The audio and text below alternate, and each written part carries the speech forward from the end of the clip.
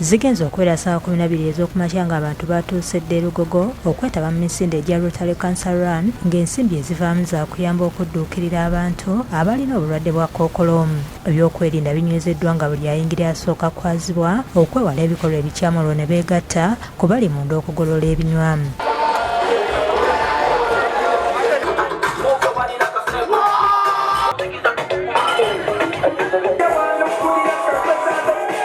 Ku ssaawa emu ey'okumakya Badduse basimbuddwa nga bano badduse kilomita 5 ne 10.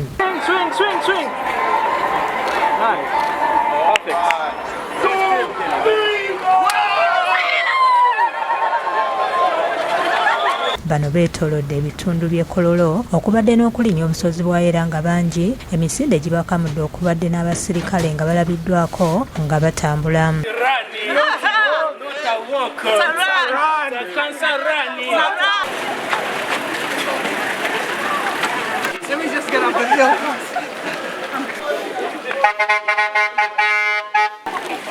Abatadduse bakozesezza ebyuma ebyateereddwawo mu kisaawe nga kwe bakoledde edduyiro.